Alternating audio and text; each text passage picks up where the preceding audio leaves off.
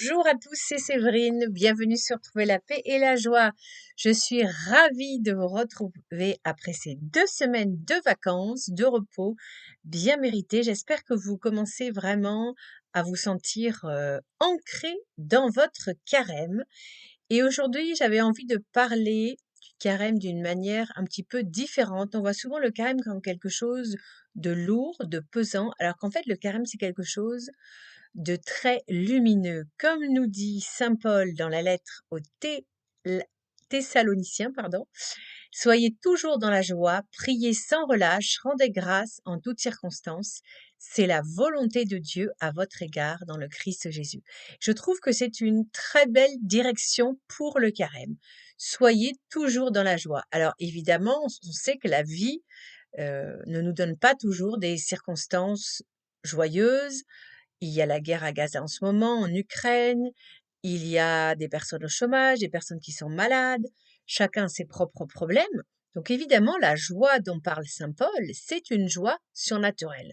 C'est une joie que le Christ va nous donner si nous lui demandons. D'ailleurs, je vous propose qu'ensemble nous prions. Voilà, Seigneur Jésus, tu as dit que tu serais toujours là pour nous, que tu nous enverrais ton Esprit Saint. Alors, fais descendre sur nous cette joie surnaturelle qui fait que même si nous traversons des moments difficiles dans notre couple, dans notre famille, au travail, que nous ayons des problèmes de santé, eh bien Seigneur, tu nous gardes tous les jours dans la joie et dans la paix. C'est vraiment une prière, Seigneur, que je te demande pour toutes les personnes qui écoutent ce podcast. Amen. Donc, vous voyez, vous pouvez faire cette prière tous les matins quand vous vous levez avec vos propres mots. Demandez à Jésus de vous garder toujours dans la paix et dans la joie. Et moi, ce que j'aime bien faire, je le fais devant l'image de Jésus miséricordieux. Et je finis toujours en disant 3 fois, Jésus, j'ai confiance en toi. Jésus, j'ai confiance en toi. Jésus, j'ai confiance en toi. Donc ça, c'était la première partie de la recommandation de saint Paul qui va nous aider à faire un bon carême. La deuxième partie, c'est prier sans relâche. Quel effort de prière avez-vous décidé pour le carême? Moi, ce que je recommande comme effort de prière, surtout aujourd'hui, c'est une journée, je rappelle, de jeûne, puisque nous essayons, voilà, d'amener l'amour du Christ sur ce qui est en train de se passer au Parlement en France. On est en train de voter une loi pour inscrire l'avortement dans la Constitution, et c'est évidemment une défaite de la vie, mais voilà, nous avons perdu une bataille, mais nous n'avons pas perdu la guerre en tant que chrétiens. Nous n'allons pas nous laisser faire. Donc c'est pour ça qu'il faut prier, car la prière éloigne le mal. J'espère que vous en êtes convaincus, frères et sœurs. Et il y a notamment une prière très puissante. Évidemment, la première prière qu'on doit tous connaître, c'est le Notre Père. Donc si vous n'avez pas l'habitude de prier, eh bien, dites à Notre Père 3 fois par jour, mais en pesant chaque mot, vous allez déjà faire beaucoup de bien. Et sinon, moi, ce que je vous propose, c'est de vous mettre au chapelet.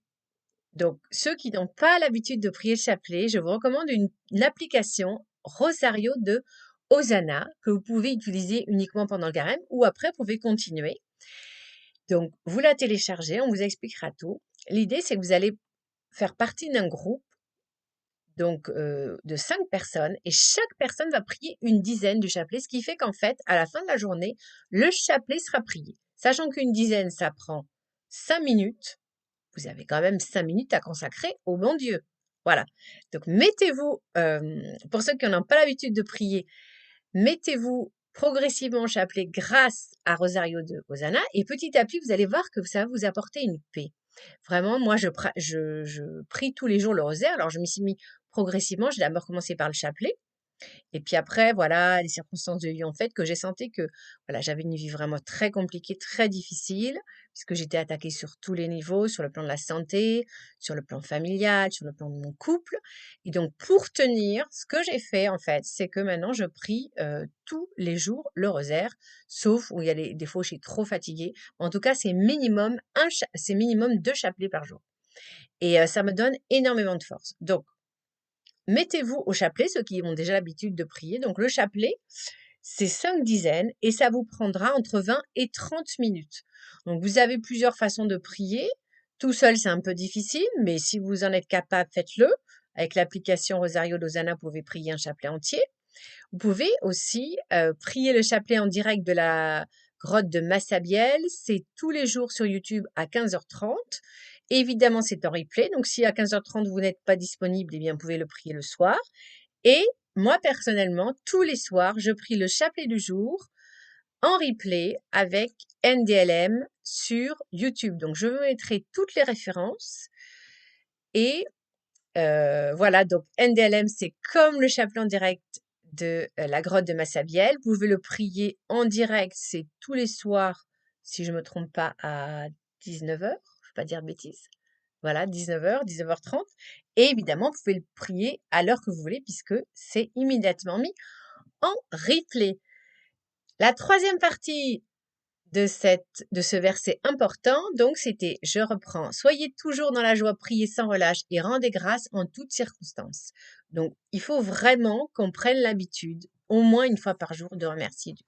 Donc, ça peut être par exemple le matin, vous êtes là sur votre balcon, dans votre jardin, et puis vous observez le ciel, la beauté du ciel, les oiseaux. Eh bien, vous rendez grâce tout simplement. Voilà, vous remerciez le Seigneur de nous avoir donné cette nature magnifique. Ça peut être aussi tout simplement une action de grâce parce que voilà, vous êtes reconnaissant d'avoir de la nourriture en abondance, un toit au-dessus de la tête. Enfin, laissez venir monter en vous cette action de grâce. Et ça, on le fait évidemment tous les jours.